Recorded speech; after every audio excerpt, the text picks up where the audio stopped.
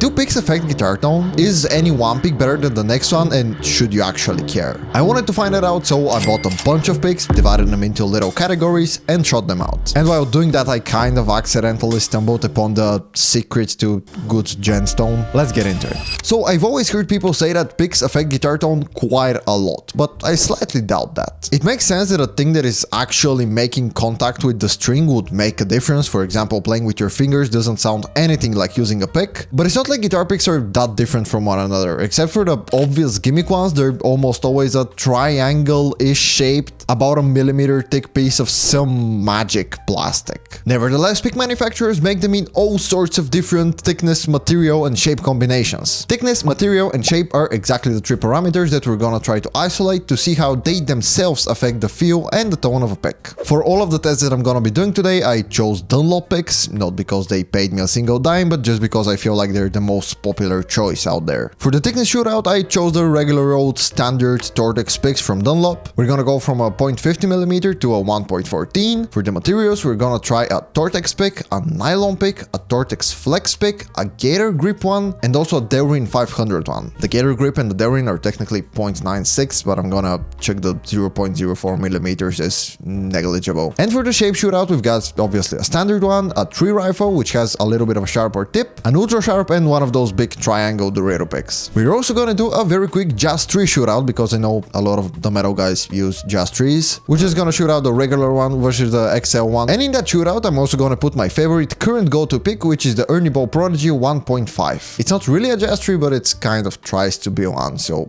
And after all of that, I'm also gonna show you a little secret surprise cool pick. In this video, except all the full mixes of the shootout, I'm also gonna put just the guitars isolated as well as the DIs. When you get bored, just use the timestamps.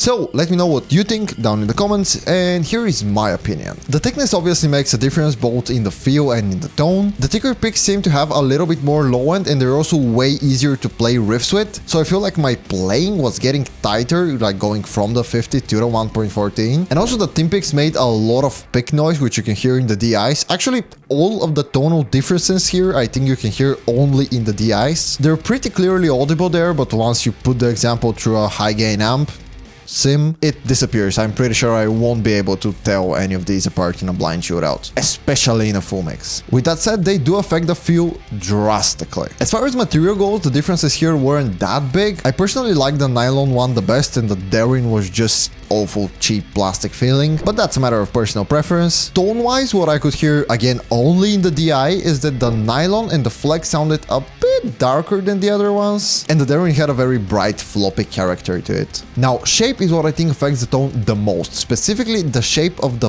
point that is actually hitting the strings. When I was recording the guitars for the shootout and I got to the 3 rifle, which has a little bit of a sharper tip than all of the standard shaped picks that I had been playing so far, I had an oh shit moment. And then when I got to the ultra sharp, I was just amazed at how attacky it sounded. That's what I call the secret to good gen tone. It has a very punchy and percussive tone that you can hear also in the guitars examples, like where they run through the high gain amp. I think I can still hear it there. And shape obviously affects the feel a lot too. Take for example the Dorito pick and the standard one. They have a very similar tip, so they sound pretty much the same, but they feel wildly different. Like when I pick up the triangle one, I just feel like playing big chord caveman drop D riffs all day. And that is not how I feel when I pick up a Jazz 3, because when I pick up a regular Jazz 3, I wanna quit the instrument. That thing is just too small for me. Even like with the max grip surface on it, I was just holding on to it for dear life. Even for leads, I don't like it. The Jazz 3 is not meant for me. The Jazz 3 XL, on the other hand, was pretty much my favorite out of the bunch. It's gonna become my go-to pick for all rhythm purposes. I really like how it sounded, how it felt in my hand. It was the closest to my Ernie Ball pick, which to be honest, I'm still gonna keep for leads because I like that more for leads. Overall, here's what I'm actually gonna keep at my desk where I play and record guitar every day. The Ultra Sharp for its attack, the Dorito for its unique feel, the Jazz 3 XL for regular rhythm use, and the Ernie Ball Prodigy for lead stuff. What picks do you use? Let me know down in the comments. Now that cool outlier pick I was talking about. I have a friend who, as far as I understand, builds airplanes for a living, and he built me a pick out of some sort of carbon thing that they use to build the airplane.